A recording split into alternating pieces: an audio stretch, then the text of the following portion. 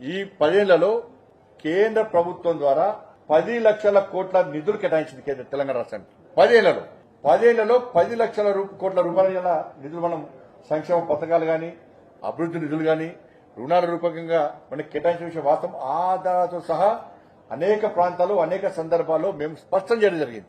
అవి చెప్పినాకనే కేసీఆర్ అనుమూసుకుని సప్లై కొన్నాడు.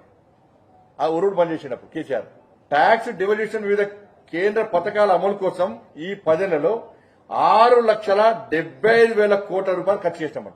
ఇలా కొనుగోలు వడ్లు పత్తి సేకరణ కోసం కొనుగోళ్ల కోసం ఇలా పండించిన ప్రతి గింజ మేమే కొంటాం, కేంద్ర ప్రభుత్వం పెత్తనం ఏంది అని చెప్పి గతంలో కేసీఆర్ మంత్రివర్గం అన్నారు. నేను అనేక కొనుగోలు సెంటర్ తిరిగినాను.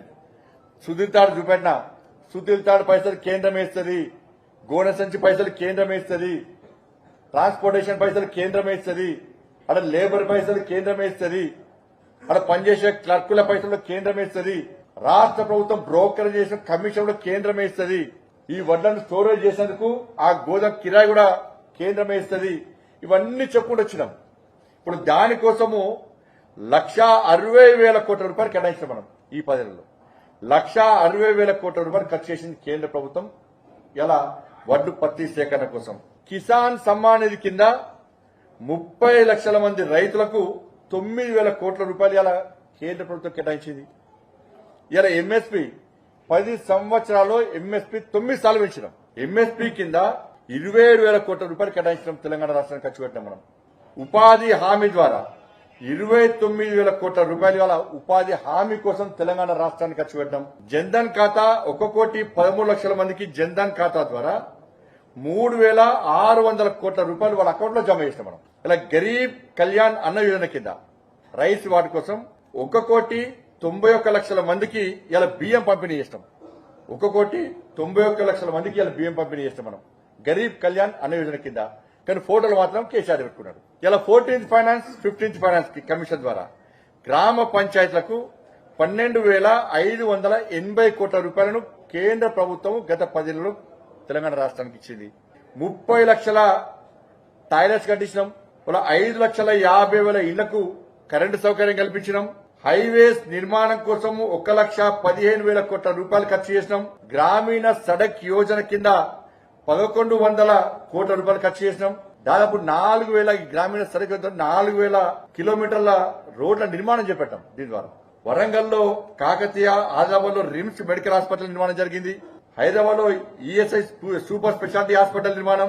30 లక్షల ఇళ్లకు జలజీవన్ మిషన్ కింద నల్ల కనెక్షన్ ఇవ్వడం జరిగింది. పీఎం స్వనిధి కింద 23,000 కోట్ల రూపాయల లబ్ది ఇవాళ పీఎం స్వనిధి కింద ఇవ్వడం జరిగింది. ఆయుష్మాన్ భారత్ స్కీమ్ కింద 80 లక్షల మందికి పైగా లబ్ది ఇవ్వడం జరిగింది. వాళ్ళ 11,80,000 మందికి వాళ్ళ గ్యాస్ కనెక్షన్ ఇవ్వడం జరిగింది ఈ ఏడాది మార్చిలో. దాంతోపాటు మొన్న ఎన్నికల కంటే ముందు కూడా ప్రధానమంత్రి గారు ఈ రాష్ట్రంలో పర్యటించినప్పుడు అనేక అభివృద్ది కార్యక్రమాలు ప్రారంభించడం జరిగింది. వాళ్ళ గత ఏడాది మార్చిలో ప్రధానమంత్రి గారు ఆదిలాబాద్ పర్యటనలో 56,000 కోట్ల రూపాయలు, సంగారెడ్డి పర్యటనలో 6,800 కోట్ల రూపాయల వ్యయంతో నేషనల్ హైవేస్, రైల్వే లాంటి అభివృద్ది పనులు ప్రారంభించడం జరిగింది. మనోహరాబాద్, సిద్దిపేట కలుపుతూ కొత్త రైలు మార్గంతో సహా రైలు ప్రాజెక్టులను అంకితం చేయడం జరిగింది. గత అక్టోబర్ 3న ప్రధానమంత్రి గారు నిజామాబాద్ పర్యటనలో 8,000 కోట్ల రూపాయల విలువైన వివిధ అభివృద్ది పనులకు శంకుస్థాపన చేయడం జరిగింది. అక్టోబర్ 13న ప్రధానమంత్రి గారు పాలమూరు జిల్లాలో వివిధ పనులకు సంబంధించి 13,500 కోట్ల రూపాయలకు సంబంధించి అభివృద్ది పనులకు శంకుస్థాపన చేయడం జరిగింది. హైదరాబాద్ విశాఖపట్నం కారిడార్ పనుల కోసం 2,460 కోట్ల రూపాయలు కేటాయించడం జరిగింది. Hasanabad Chellapalli LPG pipe line gas project కోసం 2,170 కోట్ల రూపాయలు కేటాయించడం జరిగింది ఎల్పీజీ కోసం. ఇవి ఈ 10 సంవత్సరాల్లో తెలంగాణ రాష్ట్రానికి కేంద్ర ప్రభుత్వము ప్రగతి రూపంలో అభివృద్ది విషయంలో గాని, సంక్షేమ పథకాల విషయంలో గాని కేటాయించడం లేదు. ఇవి మాట్లాడారు, ఇవి బయటికి చెప్పారు.